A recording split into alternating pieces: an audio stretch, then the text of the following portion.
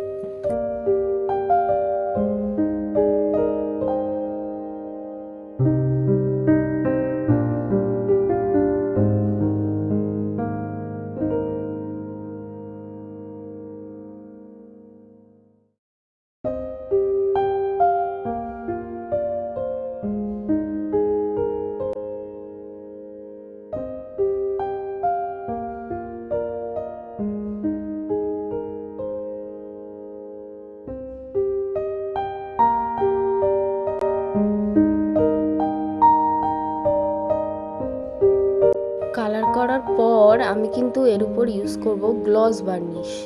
এই যে গ্লস বার্নিশটা আমরা অ্যাপ্লাই করব, এর ফলে কি হবে, এই ক্রাফটের যে শাইন ছিল সেটা অনেকটাই বেড়ে যাবে আর গ্লসি হয়ে উঠবে, ক্রাফটটাও দেখতে সুন্দর লাগবে আর অসাধারণ হয়ে উঠবে। এটা হলো ডবল সাইডেড টেপ। এটা তোমরা আশা করি সবাই দেখেছো আর সবার বাড়িতেই নিশ্চয়ই অ্যাভেলেবেল আছে। এটা আমি এটার পেছন দিকে অ্যাপ্লাই করব।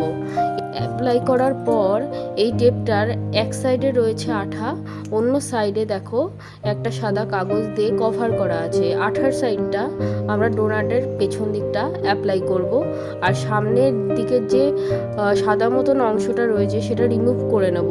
রিমুভ করার পর আমরা এই জায়গাটা ম্যাগনেট লাগিয়ে দেবো। ব্যাস হয়ে গেল আপনার ফ্রিজ ম্যাগনেট তৈরি। এবার এই যে ম্যাগনেটটা, এটা আমরা ফ্রিজে লাগাতে পারবো। এই একই পদ্ধতি আমরা কাপকেক যে ম্যাগনেটটা বানিয়েছিলাম এর ক্ষেত্রেও করব। এর ক্ষেত্রেও ডবল সাইডেড টেপটা আমরা লাগিয়ে নেব, তারপরে ম্যাগনেট অ্যাপ্লাই করব, তারপরে এটাও রেডি হয়ে যাবে ফ্রিজে লাগানোর জন্য। তো ফাইনাল লুক দেখার জন্য আপনারা তৈরি থাকুন, দেখবেন কত সুন্দর দেখতে লাগছে।